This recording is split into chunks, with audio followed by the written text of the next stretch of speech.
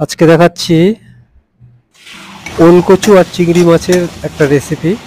প্রথমে চিংড়ি মাছটাকে ভেজে নিলাম, তারপর ওলকচুটাকে খুব ভালো করে ধুয়ে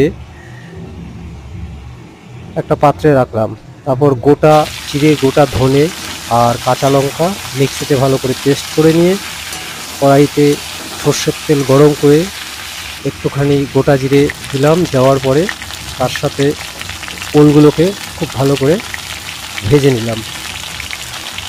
অবশ্যই একটু হলুদ আর নুন এর মধ্যে ওলটার সাথে দিতে হবে। দিয়ে এটাকে মিনিট 2-3 ভাজলাম।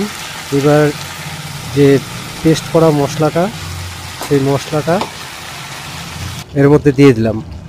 ওল ভাজার মধ্যে পেস্ট মশলাটা দিয়ে দিলাম। দিয়ে এটাকে মোটামুটি মিনিট 5 একটু নাড়াচাড়া করলাম। করে অল্প জল দেবেন। জল দেওয়ার পরে সেটাকে একটা পাত্র দিয়ে ঢেকে দিলাম। খানিকক্ষণ ঢাকার পরে আবারও 3-4 মিনিট বাদে পাত্রটা, ঢাকাটা খুলে তার মধ্যে চিংড়ি মাছটা দেওয়া হলো। দিয়ে ভালো করে নাড়াচাড়া করে